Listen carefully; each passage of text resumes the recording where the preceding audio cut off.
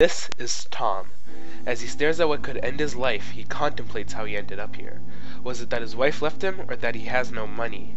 It was all of it. The pressure finally built up inside, and this was the only escape until... Hey, stop! You can't do that.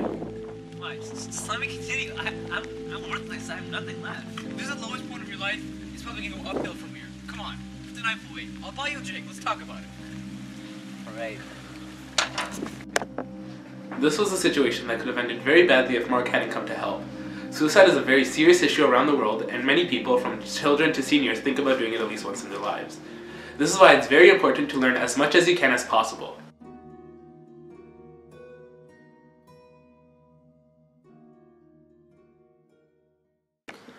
I'm Uzair Irfan.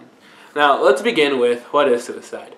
Well, according to the Canadian Mental Health Association, a suicidal person is feeling so much pain they can see no other option. Their mind has been described as constricted, filled with a sense of self-hatred, rejection, and hopelessness. There are many reasons why someone feels like this, like losing a loved one, having a substance abuse problem, being lonely, financial troubles, bullying, etc. Next, we need to know who is more likely to be affected. In 2005, U.S. suicide statistics say that the majority of suicides were done by elderly. Among adolescents, there is a higher risk of suicide if the teen is homosexual. It is also stated that men commit suicide 4 times more than women.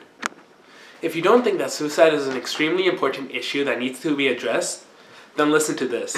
In the year 2000, the 11th leading cause of death in the U.S. was suicide. It was 1.2% of all deaths, with every 10.6 out of every 100,000 people committing suicide. For every 1 suicide death, it is estimated that there have been 8 to 25 attempted suicides. Suicide is becoming more common in the media as an issue that needs to be talked about. The novel On a Pale Horse by Piers Anthony has many instances of suicide. The main character, Zane, attempts suicide but kills Death, forcing him to take his place.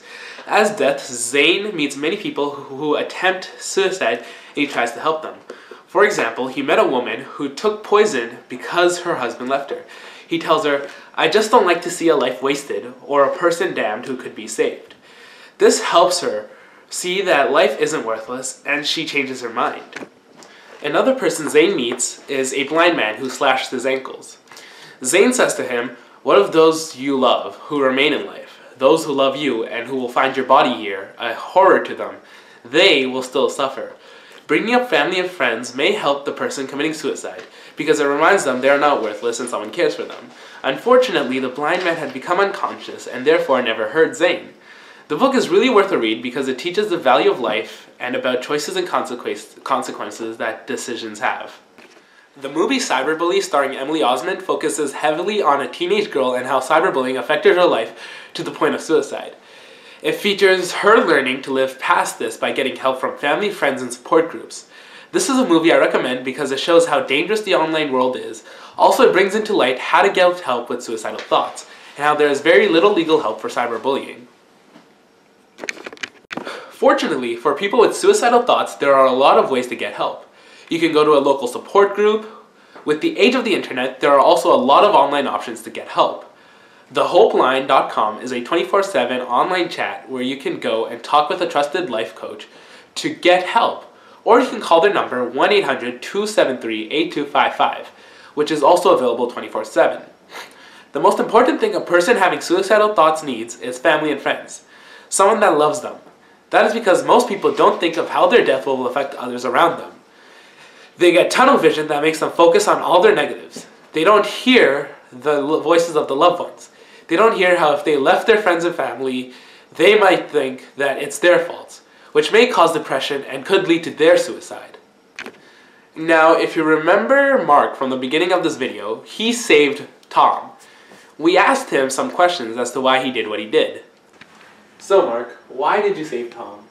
Well, I believe that no life is worthless and that everything has a purpose. I learned that after I almost committed suicide myself. Why'd you commit suicide? Well, I hit rock bottom. I lost all my money on drugs. It was ugly. My girlfriend left me. I was really lonely, and that was about the time when I was about to take my own life. But then my mom called me, which is something she had done a long time after she kicked me out of the house for my drug addiction. But she said she loved me and she missed me and she wanted me to come back. So, after that I realized that if my mother could give me a second chance, I have to give myself a second chance too. So I got help, and now I have a loving relationship with my wife and my parents, and I've been sober since, and I've never looked back. So, what do you think about the rising suicide rate? I think it's unfortunate that people think so lowly of themselves. I believe that every life has a value, and just remember that if you are hitting rock bottom, that it can only go up from there. And so, what is the value of life? I think Abraham Lincoln said it best when he said, "In the end, it's not the years in your life that count. It's the life in your years." This is Tom. He is happy. He is now financially stable, has a house and a car. He doesn't have a significant other, but that doesn't bother him. He is thankful for that night that Mark took him out for a drink.